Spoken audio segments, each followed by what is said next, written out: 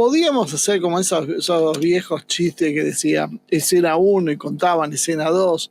Bueno, podíamos empezar por ahí, ¿no? Escena 1, Trump vocifera, grita, golpea la mesa y se sienta a negociar. Eso pasa un poco con Rusia. ¿Se acuerdan cuando muchos especulaban? No, pero cuando llegue Trump, en realidad, vamos a ver si negocia. No, está engañando a Rusia, no va a negociar, no va a seguir mandando armas. Y aparecieron algunas declaraciones. Bueno, va a venir el infierno sobre la tierra si Putin no se aviene a negociar con Rusia, con Estados Unidos, la paz en Ucrania. Y Putin de alguna manera utilizó otro esquema, ¿no?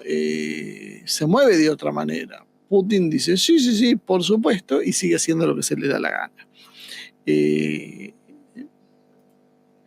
Ahora vimos que se perfila la última visita de Steve Witkoff a Rusia con el objetivo de facilitar las comunicaciones directas entre Estados Unidos y Rusia dentro de un esfuerzo más amplio para negociar el alto al fuego y una eventual paz en el conflicto de Ucrania, dijo Caroline Leavitt, la nueva portavoz de la Casa Blanca, ¿no? Ella dijo que Witkoff es básicamente quien ha sido designado para estrechar los lazos con Rusia. La reunión se va a hacer en San Petersburgo, es la tercera que va a participar Witkoff desde febrero. Y en su momento hubo una negociación de un intercambio de prisioneros que fue un gesto de confianza, según dijeron tanto Washington como Moscú, y también formó parte de una delegación estadounidense de alto nivel que se encontró con los funcionarios rusos en Arabia Saudí. Witkoff fue el reemplazo de Kellogg. Los rusos no les gustó Kellogg, no les pareció, y me parece que a Trump tampoco le gustó, porque terminó mandando a Witkoff a cumplir las tareas que debería negociar Kellogg. Algunos analistas leyeron, y me parece que es bastante acertada la explicación, que acá el problema que hay es que Kellogg era el enviado para Ucrania, Witkoff para Medio Oriente, pero claro, Rusia tiene los dos escenarios y alguien tenía que encargarse de los dos escenarios, porque en definitiva no se puede negociar con Rusia una cosa separada de la otra. Rusia está negociando un acuerdo marco con Estados Unidos. Eso es lo que a veces no termina de quedar claro, y para ese acuerdo fue designado entonces Witkoff en lugar de Kellogg, viendo entonces cómo Trump, luego de subir el tono de voz, luego de amenazar, hizo lo que mejor sabe hacer, sentarse y negociar. E inclusive cambió a su interlocutor porque incomodaba un poco a las autoridades de Moscú, ¿no? La vocera Leavitt dijo que, dado que las negociaciones están en curso, no va a adelantarse al presidente ni a su equipo en lo que va a decir, pero creo que el presidente ha sido muy claro al expresar su frustración constante porque ambas partes de este conflicto no han conseguido los resultados y desea que esta lucha termine. Hablando con los periodistas, su par ruso Peskov dijo que las conversaciones serían flexibles, que podría durar 1 hora, o 2, o 3, o 4, o lo que requiera la situación y el presidente Putin. Witkoff ya se había reunido con Dmitriev, el designado director del Fondo Ruso de Inversión Directa, que es el negociador que podríamos decir que parece emerger como un hombre de mayor confianza de Putin. Y Peskov dijo que no se pueden esperar avances significativos en esta reunión, pero mencionó que estos temas podrían discutirse, como la normalización de las relaciones bilaterales, una posible reunión en persona entre los dos presidentes y el conflicto de Ucrania. ¿Qué terminó pasando en definitiva? Terminó pasando lo que era previsible.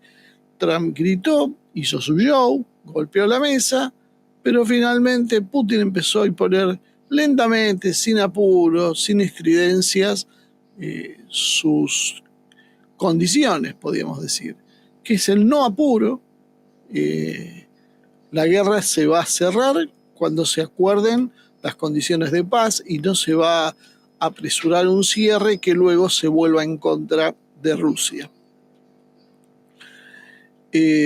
Vemos entonces cómo Rusia en estas condiciones sigue atacando a Ucrania, sigue avanzando. Podríamos discutir hasta el cansancio si lo hace con mayor o menor lentitud, si levantó el pie del acelerador, lo apretó, qué es lo que está pasando. A mi juicio, creo que Rusia sigue avanzando de acuerdo a lo que son las características iniciales que había previsto. ¿Qué esto qué significa? Que Rusia, por un lado, va a avanzar lentamente, va a priorizar no tener bajas, va a priorizar el rendimiento de sus tropas sin necesidad de una movilización general en el país. Putin sigue con su idea de que no hay que hacer olas y hay que avanzar hasta donde su propia sociedad se lo permite.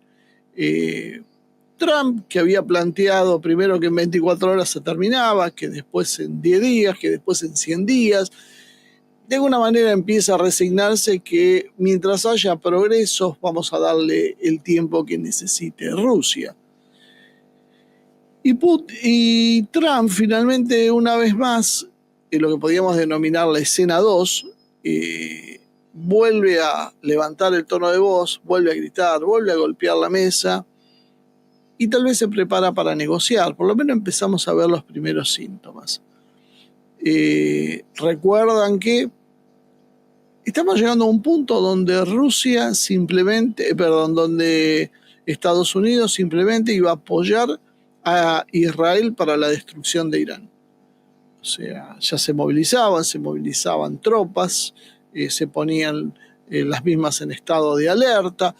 Todo iba girando en función de avanzar en ese mismo sentido. ¿Y qué fue lo que terminó pasando?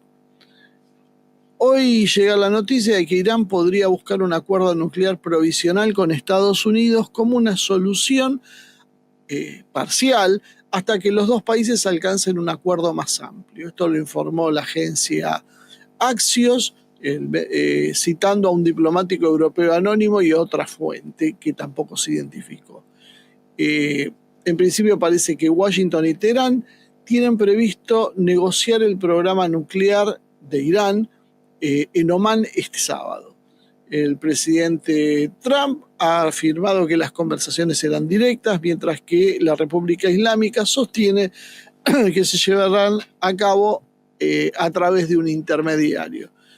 Se espera que el enviado de la Casa Blanca, adivinen quién, Steve Witkoff, el mismo que está negociando con Rusia, encabece la delegación estadounidense y el ministro de Relaciones Exteriores de Irán, Abbas Araghchi, sería quien representaría a los iraníes. Fíjense cómo Steve Witkoff se transforma en realmente el negociador.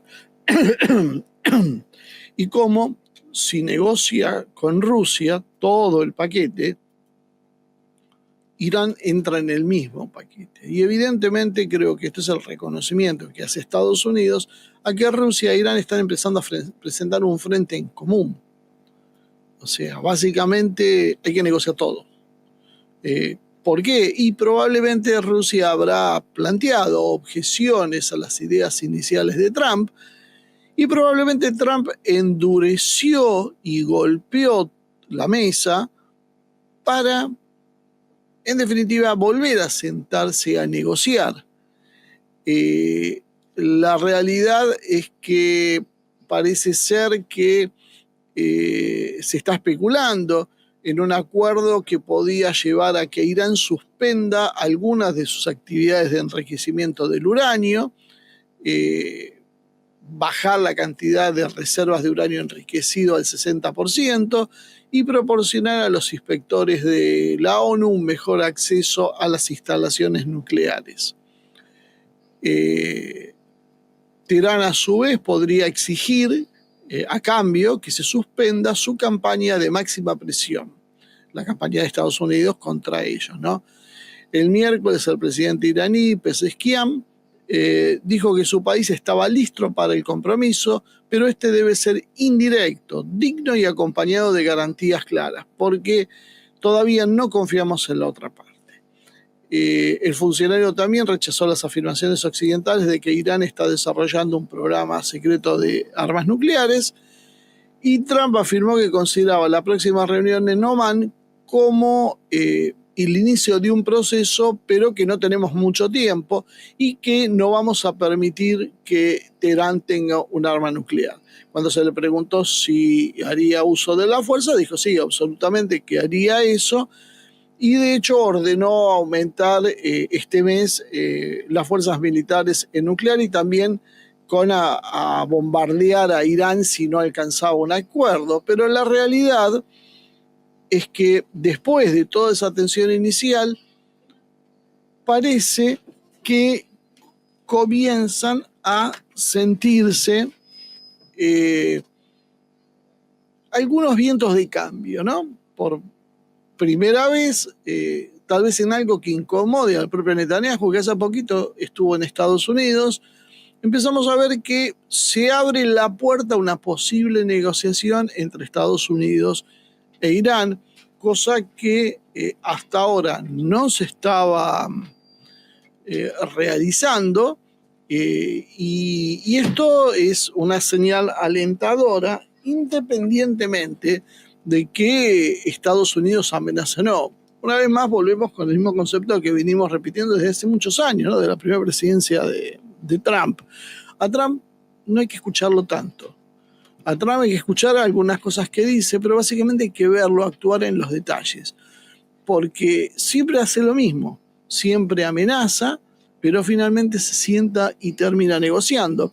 Porque a pesar de lo que la prensa dice, y a pesar de que se lo muestre bastante rudimentario en algunas formas de expresarse, no es alguien que parece estar loco y que pretende soluciones irreales, sino que maneja determinadas cuotas de sensaciones, podríamos decir, que privilegian la razonabilidad sobre los ímpetus conflictivos nomás, ¿no? Y podemos ir a una escena 3 de esta obra que podríamos llamarla Trump vocifera, golpea y finalmente negocia.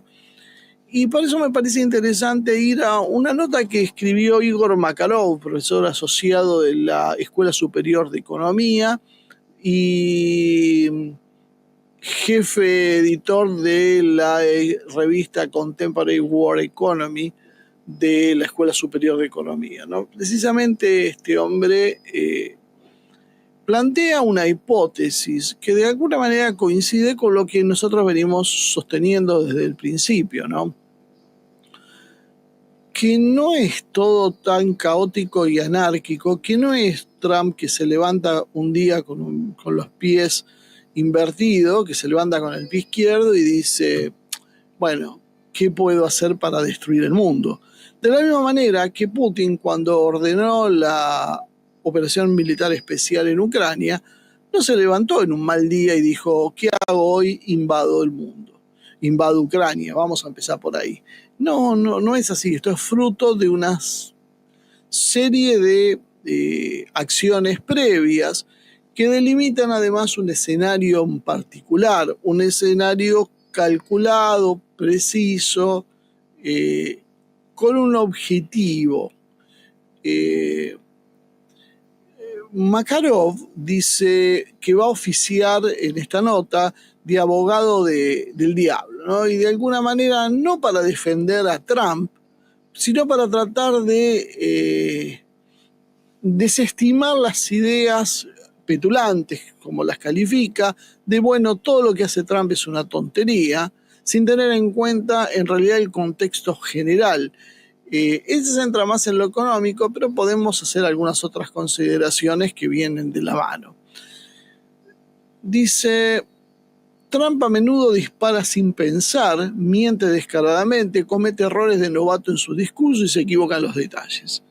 Es cierto, es medio aproximado, tampoco se dirige a un público especialmente refinado, culto o versado en temas de economía y de política exterior, pero Makarov cree que detrás de esas bravuconadas aparece una estrategia coherente, no algo improvisado. Yo les recuerdo también que muchas veces se trabaja para estos escenarios con precisamente programas de inteligencia artificial que prevén distintas hipótesis y trazan distintos escenarios. Entonces, nadie ya trabaja en forma, por lo menos nadie a este nivel, trabaja en forma espontánea. Voy a hacer algo o reacciono y hago. En general todo está calculado y sopesado para conseguir un resultado. A veces se puede lograr, a veces no, porque precisamente el escenario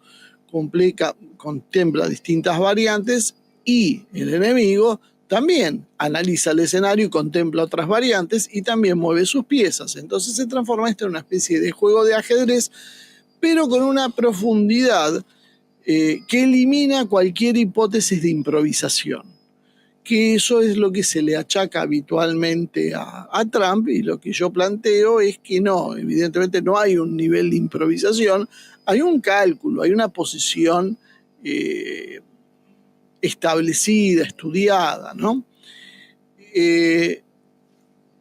Makarov dice que primero tenemos que entender la situación, y él plantea que los desequilibrios comerciales globales son resultados de desajustes entre el ahorro y la inversión nacional.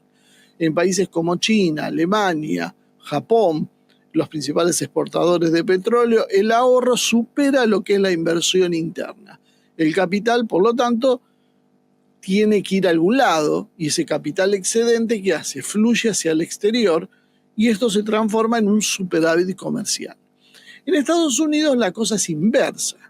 Y esto es interesante entenderlo, porque en Estados Unidos ahorran menos de lo que invierten y el déficit se cubre con capital extranjero. Esto genera un déficit comercial. Es muy curioso porque, por ejemplo, señalan a la Argentina como un país que tiene esa conducta, y sin embargo la balanza comercial argentina suele ser superavitaria. Si se encuentran las dificultades que se encuentran, porque en general tiene que ver con que nunca puede dominar los negocios financieros, el pago de intereses y demás que se genera. Pero cuando uno mira lo que exporta y lo que importa, casi siempre tiene saldo favorable. Estados Unidos no. ¿Y por qué entonces el problema es con la Argentina y no con Estados Unidos? Porque Estados Unidos tiene dólares. Porque Estados Unidos imprime a través, de la Reserva Federal, ese mecanismo que habla muchas veces, sus propios dólares, que los transforma en deuda. Y acá es uno de los grandes problemas que hay, y de lo que está tratando de hacer Trump ahora, desactivar esa bomba que es la deuda precisamente. Durante décadas, las economías orientadas a la exportación, como las que mencionábamos, China, Alemania, Japón, han aplicado políticas que desvían los ingresos de los hogares, que son más propensos a gastar, hacia las empresas y hacia el gobierno, que tienden a ahorrar. Esto impulsa, según Makarov, artificialmente la tasa de ahorro nacional. Pero como no es posible invertir todos esos ahorros en el país, el exceso de capital fluye hacia el exterior. Gran parte, aproximadamente $1 billón al año, 2 veces el PBI de la Argentina más o menos, termina en Estados Unidos. Estados Unidos recibe un flujo constante de otros países para sostener eso, que a veces los estadounidenses te lo presentan como un gran éxito. Ellos, cuando se comparan muchas veces con China, y donde basan mucho su estrategia comercial, es en decir, El gran mercado de consumo mundial somos nosotros, son los Estados Unidos. Estados Unidos consume todo el mundo quiere vender en Estados Unidos porque Estados Unidos compra y paga bien. Entonces, como compra todo y paga bien todo, eso le da un poder a Estados Unidos porque nadie puede prescindir de los mercados estadounidenses. Lo cual es cierto, falta una parte. Estados Unidos hace eso ¿cómo? Endeudándose, porque el resto del mundo tiene crédito, el resto del mundo le presta a Estados Unidos para que Estados Unidos pueda hacer ese proceso, lo cual pondría en dudas esta afirmación que hace Trump últimamente sobre qué significa la deuda que se genera en Estados Unidos y cómo el resto de las naciones se abusan de Estados Unidos. Tranquilamente uno podía invertir el concepto y decir Estados Unidos se abusa del resto de las naciones porque a cambio de unos papeles de color le saca productos terminados, materias primas, energía o lo que necesite para su propio consumo interno. Ahora, desde el punto de vista de Trump, nos encontramos con que este billón de dólares que termina en Estados Unidos tiene algunos ítems a considerar. Primero, la economía de Estados Unidos está construida para estimular el gasto del consumidor, no el ahorro. O sea, Estados Unidos está diseñado para ser consumidor, no ahorrar. A diferencia de lo que sucede con China, con Vietnam, con Japón. Japón es un dolor de cabeza para este modelo porque no gasta. El chino no gasta, ahorra.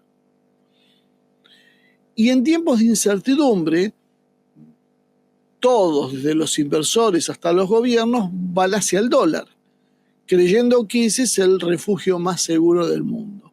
Entonces uno se podía preguntar, ¿por qué esto es un problema para Estados Unidos?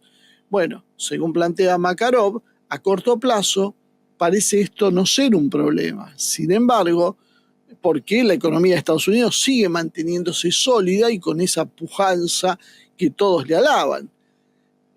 Pero bajo la superficie empiezan a aparecer señales de alarma. Los desequilibrios se van acumulando. Déficit fiscal creciente, déficit comercial persistente, deuda federal creciente y un aumento de la tasa de interés que se combinan en una forma realmente peligrosa. A medida que los préstamos se van encareciendo, se hace cada vez más difícil entonces pagar esa propia deuda.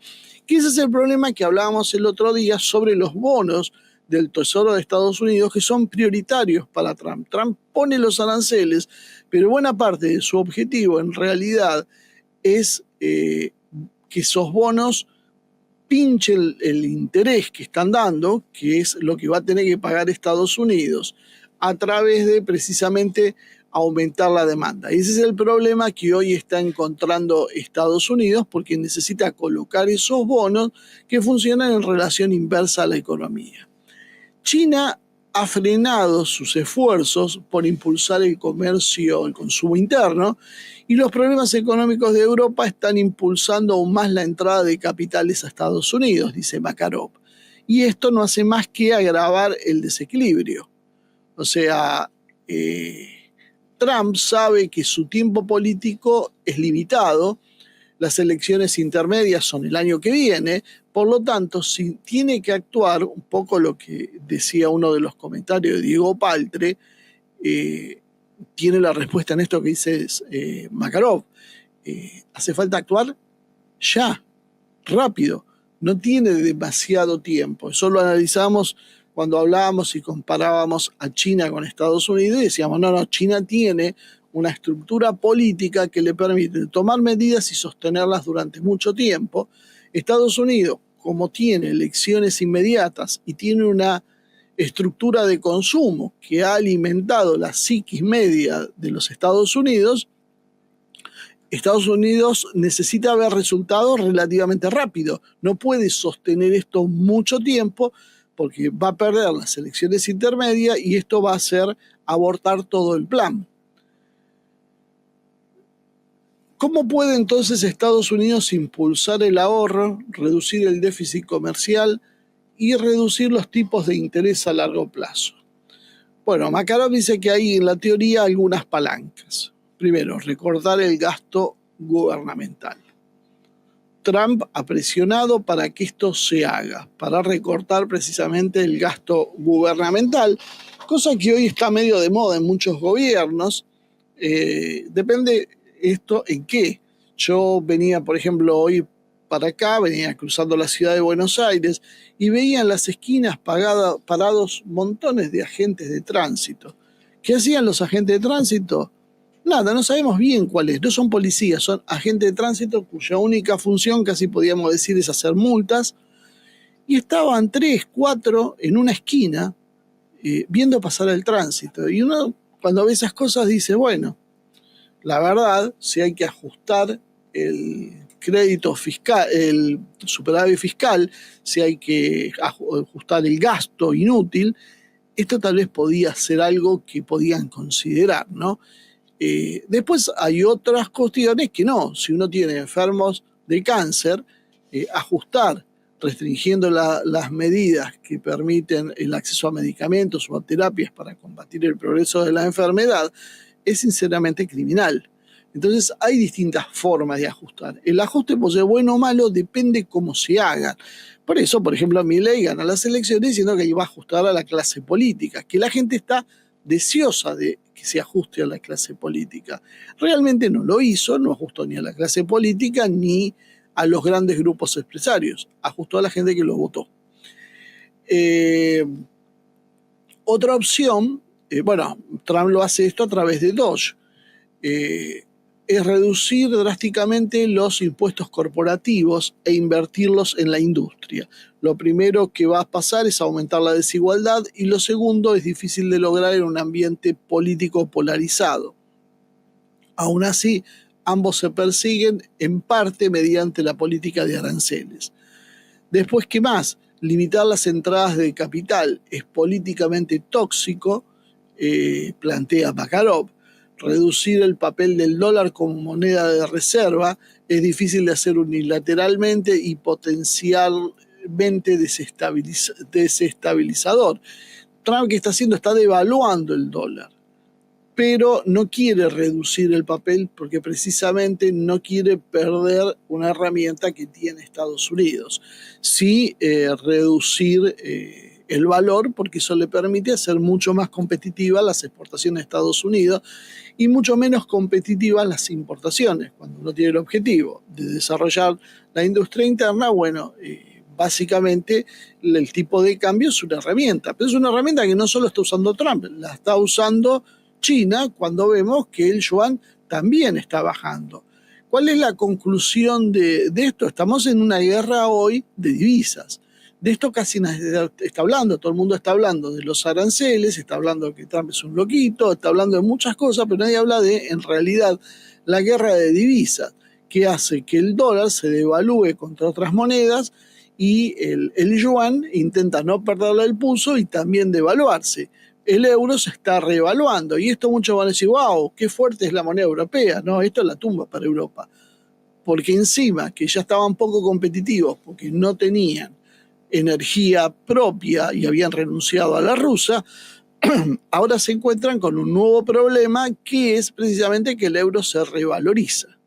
O sea, se está generando una guerra de divisas por luchar por ver quién es el que puede desarrollar.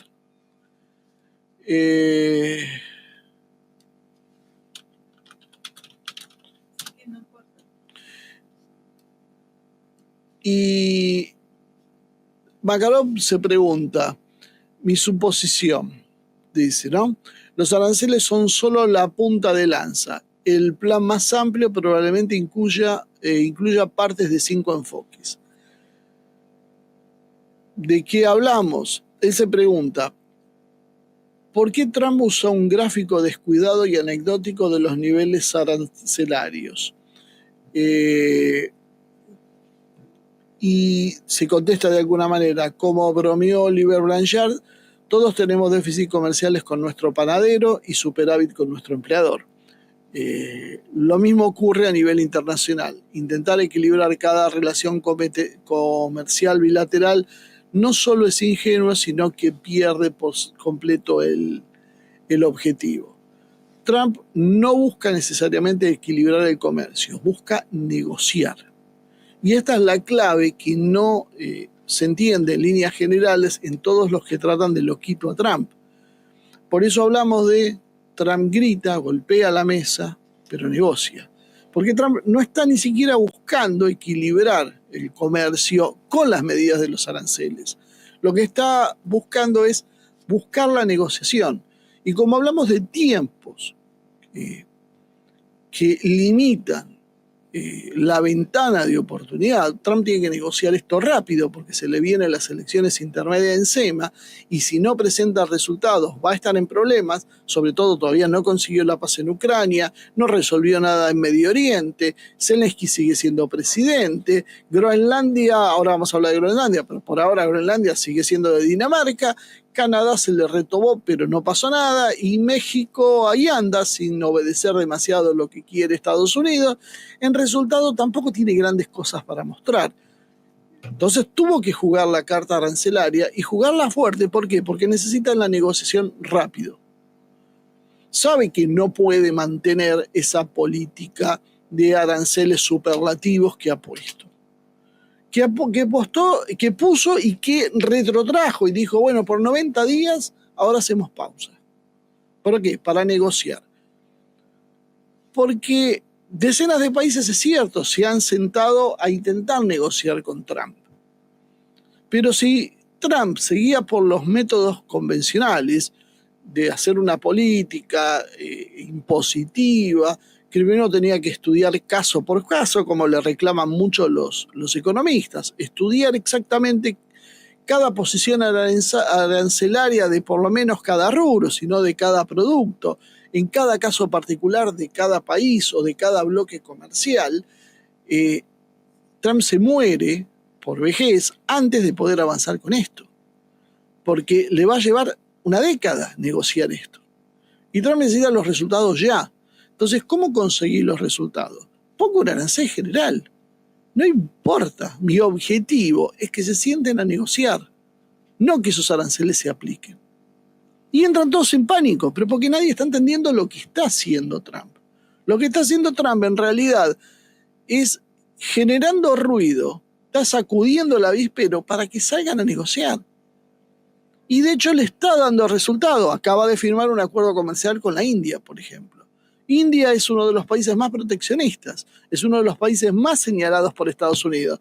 India no cedió a la posición de China y inmediatamente dijo, no, vamos a negociar. A ver, ¿por qué? Porque yo lo contaba el otro día, hay productos como el Bourbon que tiene un 150% de aranceles. Dice India, bueno, se lo podemos reducir a la mitad. 75% de aranceles, como que todavía tiene unos aranceles fuertes. No sé en cuánto negociaron, pero sé que India dijo, bueno, vamos a negociar esta posición, y eso es lo que buscaba Trump. Porque no buscaba no comerciar con la India, ni poner aranceles que la India no puede pagar. Lo que buscaba simplemente era hacer una negociación con la India que le permita ir puliendo ese déficit comercial e ir presentando resultados en Estados Unidos, diciendo, por ejemplo, bueno, vamos a poder apoyar en tal cosa, vamos a poder desarrollar tal industria porque hoy conseguimos que esto no entre más de la India, sino que lo fabriquemos nosotros, o que la India haga inversiones en Estados Unidos, o que la India nos compre algo que no nos compraba. ¿Se entiende por dónde va Trump y por qué hay que ser un poco más, no sé si frío en el análisis, dejarse llevar menos por las opiniones y empezar a ver los hechos en concreto? Trump sabe que el mercado estadounidense es tan crucial para otros países que no les permite tener demasiada autonomía, plantea Makarov, creo que con cierta razón. O sea, ese mercado consumista que mencionábamos antes atrae productores. Entonces eso te da una fuerza de negociación, porque te permite decirle a otros países, bueno, ¿ustedes quieren seguir vendiendo acá? Bueno, negociemos. No pueden seguir como venían hasta ahora. Porque también es cierto que los aranceles en Estados Unidos eran mucho menores que los que eran en otros países. Y como Estados Unidos antes se apropiaba de lo que se producía en otros países y ahora ha decidido que eso es insostenible y que necesita producir en su propia tierra, es que hace este cambio. Por eso es que se cambia todo. Y obviamente se esfuerza por la magnitud de la economía de Estados Unidos a que todos entren un poco más, un poco menos en esta variante. Si los aranceles finalmente van a subir, ¿por qué no sacarle algún provecho? Se pregunta Makarov, poniéndose en el lugar de Trump. En segundo lugar, algunos advierten que esto podría conducir a una crisis global. Menciona la ley arancelaria Smoot-Hawley de 1930, a la que muchos culpan de agravar la Gran Depresión, pero Makarov plantea que esto simplifica la historia porque en ese entonces Estados Unidos tenía un superávit comercial, un déficit de consumo y una sobreinversión desenfrenada. Los aranceles entonces empeoraron la situación. Hoy Estados Unidos está parado en la vereda opuesta. O sea, en lugar de tener un superávit comercial, tiene un déficit comercial. En lugar de tener un déficit de consumo, tiene un consumo extralimitado. Y en vez de tener una sobreinversión desenfrenada, está careciendo de inversiones. Por lo tanto, hoy la política es la antítesis de lo que era esa. Dicho de otro modo, dice Makarov, no podemos descartar un desastre tampoco, porque todo va a depender de cómo se desarrolle la guerra comercial. Sospecho, dice Makarov, que buena parte de los aranceles se reducirá eventualmente como parte de los acuerdos negociados. O sea, ni tanto como estaba al principio, ni tanto como lo puso después. E incluso, si no es así, el impacto va a recaer con más fuerza sobre los países con superávit con Estados Unidos, como el caso de China, de Alemania, de Corea del Sur, de Japón y Rusia. Bueno, Rusia queda bastante aislado, va a ser el último en sufrir los impactos luego de Estados Unidos, que sería el más beneficiado en esta historia. Rusia, por el tema de las sanciones, yo diría que no va a sufrir esto, pues ya lo sufrió. Rusia lo pagó por adelantado el precio. Todo lo que pueda venir a partir de ahora para Rusia inclusive es hasta cierto mérito, cierta ventaja. Por otro lado,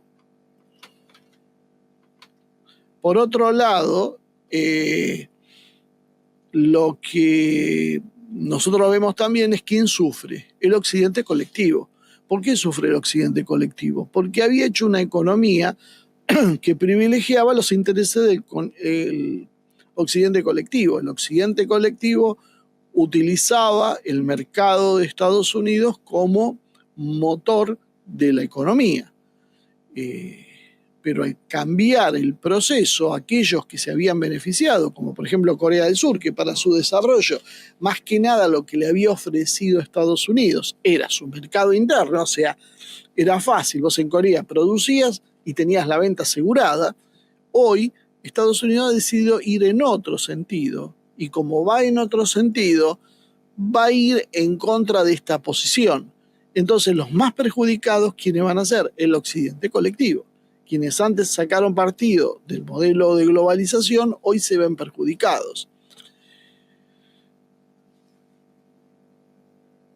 Y Makarov dice que algo se nos está pasando, y tiene razón, y nosotros intentamos aproximar la respuesta a esto, es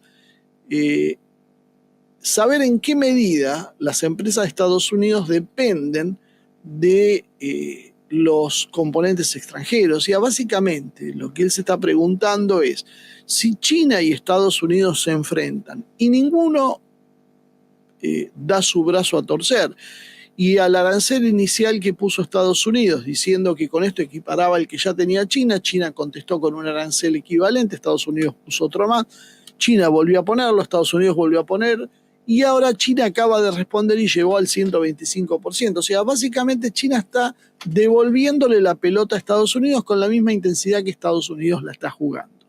Estados Unidos pega más fuerte, China devuelve más fuerte. ¿Quién va a ganar esta batalla? Que es la gran pregunta. Bueno, ok, entonces si se enfrentan, ¿quién gana? Porque esto va a determinar cómo van a negociar las condiciones. Porque cuando uno de los dos se rinda, el otro va a imponer las condiciones. Entonces, ¿quién va a ganar esta batalla? Bueno, para eso debemos saber algunas cosas, como es la que se pregunta Makarov. ¿Qué porcentaje depende las empresas estadounidenses de lo que hay en el exterior?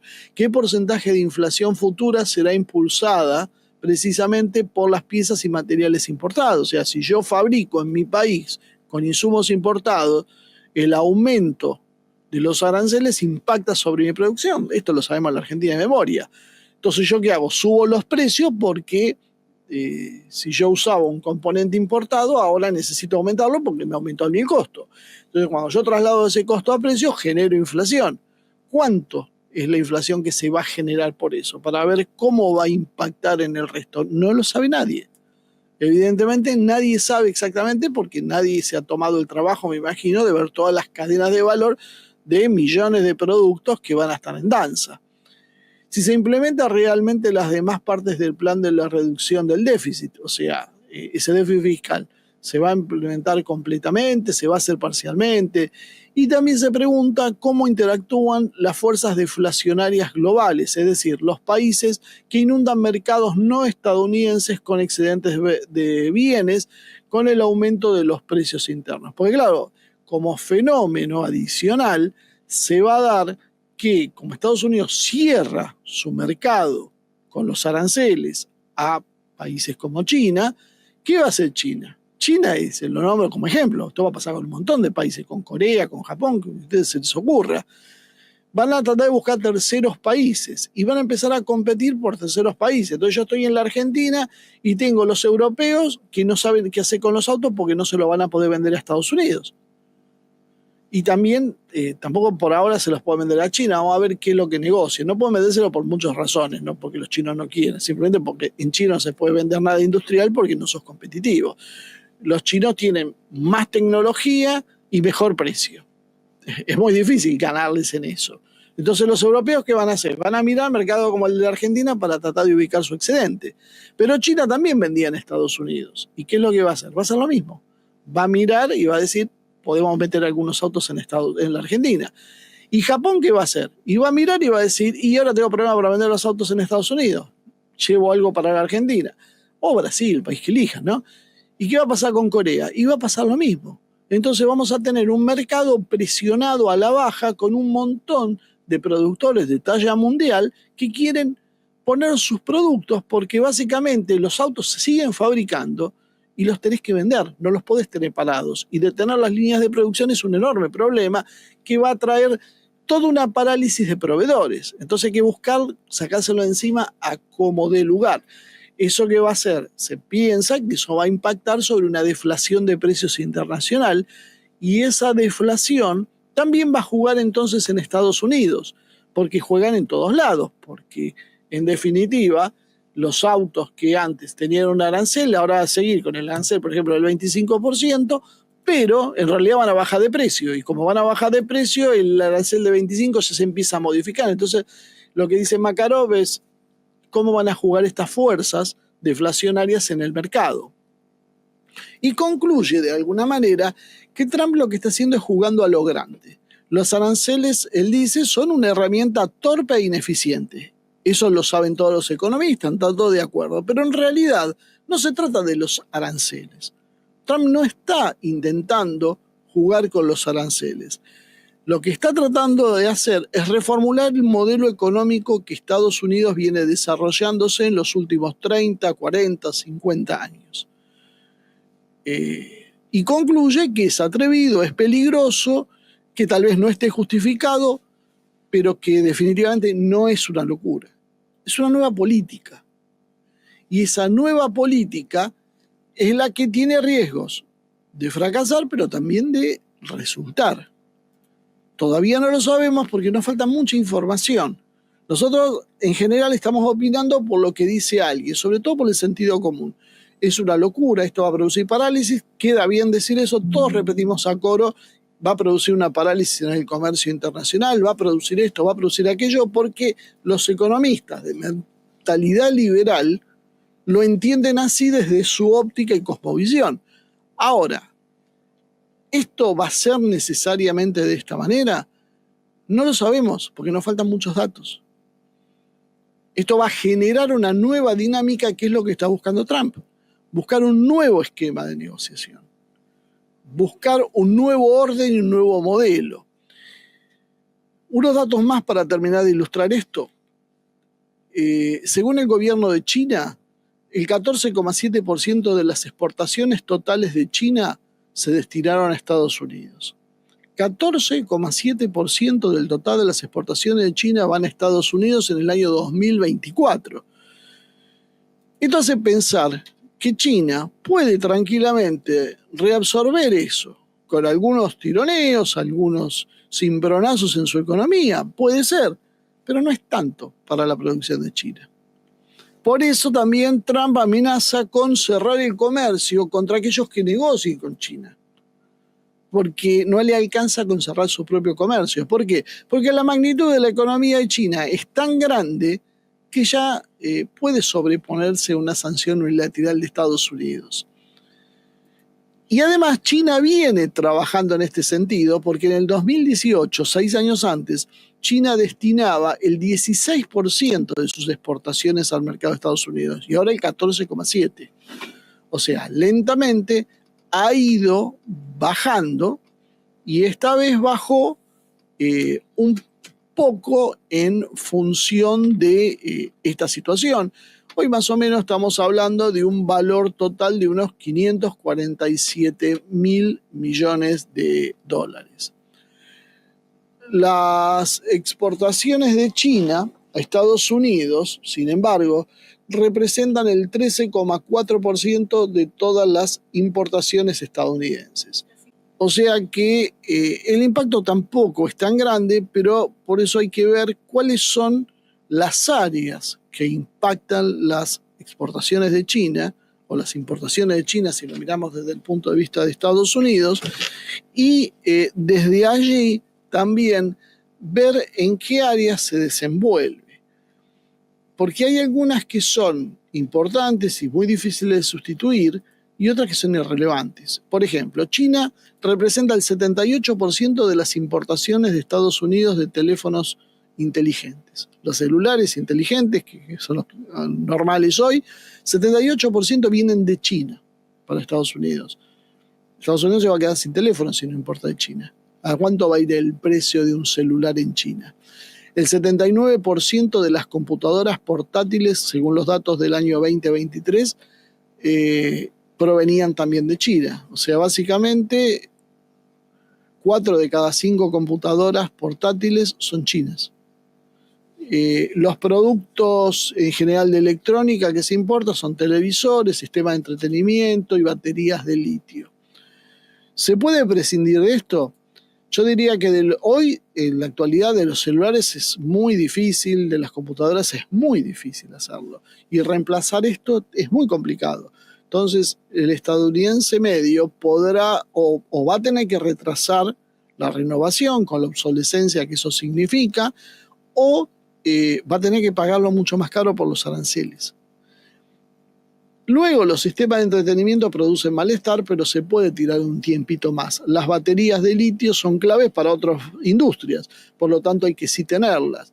Si tenemos más o menos televisores, probablemente no sea algo que lleve la sangre al río.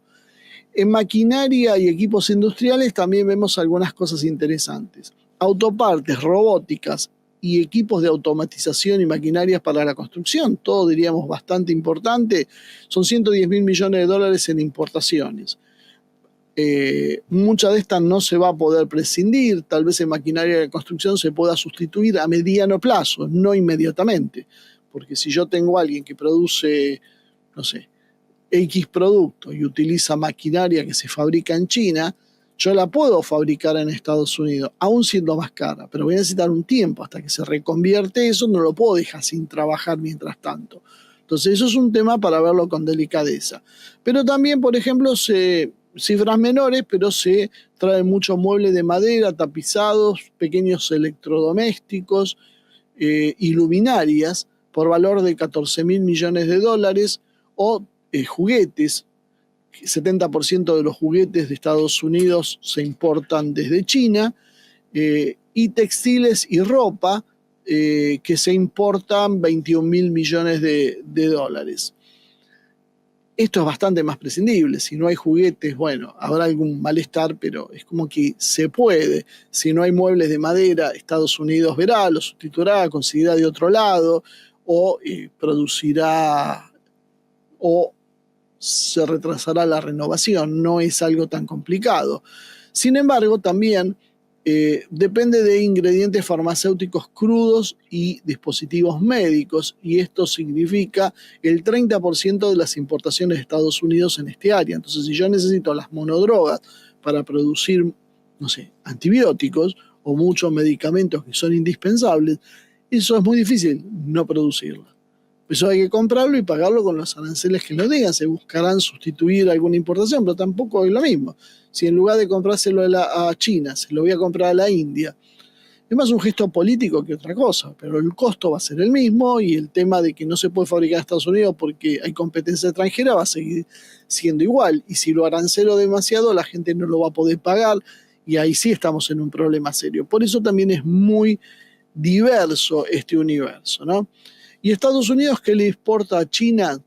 Por ejemplo, soja, que es uno de los elementos más básicos que produce Estados Unidos y que China necesita para su industria alimentaria. Pero bueno, China puede buscar, cosa que ya está haciendo, aumentar compras, por ejemplo, en Brasil. En este momento, por ahí China le tenga un poco más de paciencia a la Argentina por la soja por ese motivo. Pero en algún momento, si Argentina sigue jugando con Estados Unidos, va a haber problemas. Entonces, cualquier daño que se le inflinja a China no va a ser suficiente para doblegar la voluntad del gobierno chino. Por eso China viene duplicando la apuesta a Estados Unidos. Si Estados Unidos pone X aranceles, China va y los replica.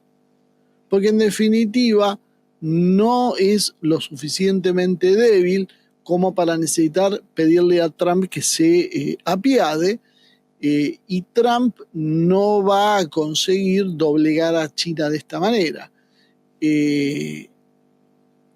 Puede buscar otros métodos, pero ahí es bastante más complicado. Sobre todo el caso de China. Y por último, quería dejarles un dato que me pareció más que interesante, que es lo que está pasando con Groenlandia, y que demuestra cómo Trump es el tipo más salido de la ortodoxia política que uno puede encontrar en Occidente. Hasta ahora, ¿cómo Estados Unidos imponía sus gobiernos? Golpes de Estado, golpes palaciegos, invasiones. Los tomaba por la fuerza a los países y les cambiaba el gobierno, los anexaba por la fuerza. Pero con Dinamarca y Groenlandia ha decidido utilizar, parece ser, otra estrategia, ¿no? Dinamarca pone 600 millones de dólares anuales para sostener la economía de Groenlandia. Esos 600 millones hacen que Groenlandia quiera ser independiente, pero lo piense porque básicamente no se puede mantener sola. Y acá viene lo interesante. ¿Por qué? Porque aparece una propuesta que revela el New York Times, vamos a ver si es cierto o no, pero en principio parece que la idea de Trump es darle $10.000 por persona por año a Dinamarca. Hay 50.000 habitantes, son ¿cuánto? 500 millones de dólares, si no me estoy equivocando. ¿Qué es lo que pondría Estados Unidos por año? No aclara por cuántos años, para compensar a Estados Unidos. Probablemente una cifra sine dies, una cifra que va a ser abierta y va a ser todos los años ponerle básicamente lo que pone Dinamarca. Y tal vez un poco más. ¿Qué quiere a cambio? Tierras raras, cobre, uranio, petróleo que tiene Ucrania. Groenlandia. ¿Qué tiene de interesante eso? Que Trump lo que hace de esta manera es otro juego. Trump está comprando la voluntad de los daneses. Y en definitiva le sale gratis. ¿Por qué? Porque se lo va a recuperar de la producción que pueda obtener de Dinamarca. Básicamente es como que se le estaría alquilando la voluntad. Es como si nosotros diríamos con los Kelpers de las Malvinas, bueno, ok, les damos $10.000 por habitante o $20.000 a cada uno, y cómo lo cobramos, con licencias, petróleo y todo, que están ahí, que la diferencia es que esto es nuestro. En cambio, Groenlandia es de Dinamarca. Pero fíjense cómo ha cambiado la posibilidad. No guerra, no anexión forzada, seducción por dinero. Y en un mundo actual tan materialista, ¿quién pone las manos en el fuego porque los dinamarqueses, los groenlandeses no empiecen a sacar cuentas y digan, che, nos conviene más ser estadounidenses? Y tampoco están muy contentos con Dinamarca. Si les sale bien todas estas políticas a Trump, Estados Unidos en realidad lo que va a hacer es aislarse y se va a reconvertir. Si no tiene éxito, probablemente veamos el fin de los Estados Unidos, porque va a quedar en manos de quienes buscan la guerra y que buscan la propia destrucción, tanto de Estados Unidos como de otros estados. De alguna manera lo dice Xi, no hay ganadores en la guerra arancelaria y oponerse al mundo en última instancia resulta en autoaislamiento, dijo Xi Jinping a la agencia de noticias Xinhua. Y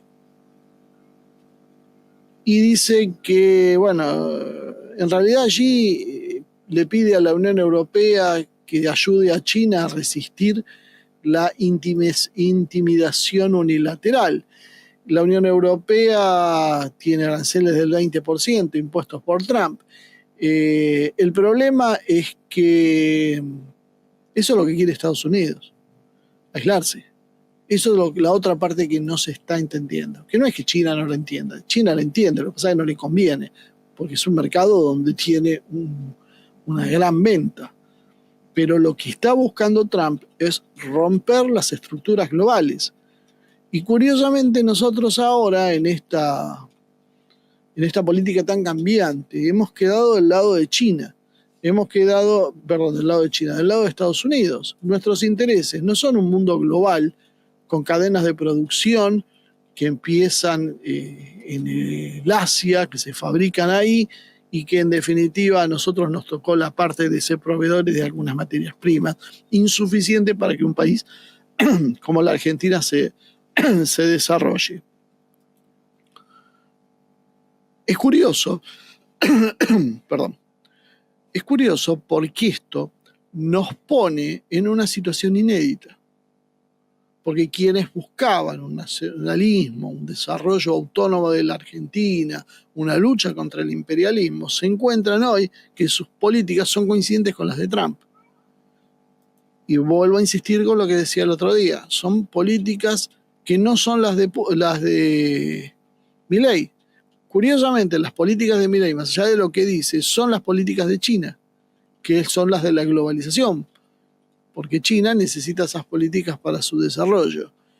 El mundo es muy cambiante, todo esto está abierto, lo ha abierto Trump, Rusia se acomoda a esta realidad porque tienen una visión nacionalista, China se acerca a la Unión Europea ahora porque tienen una visión globalista, por lo menos en el terreno comercial, aunque China no pertenezca políticamente a este sector, se invierte en las cosas y nos lleva a preguntar, usar la misma frase que tuvimos para abrir este programa, que es si Trump vocifera, golpea en la mesa y se sienta a negociar, ¿lo va a hacer esta vez con China?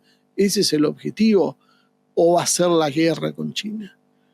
Yo creo realmente que Trump va a terminar negociando, va a tener que buscar una fórmula de entendimiento. El problema es que se ha encontrado con la horma de sus zapatos. China tiene una economía poderosa y sana que le permite enfrentar las políticas de Trump sin tener que arrastrarse detrás de Trump. Veremos cómo esto finalmente se resuelve.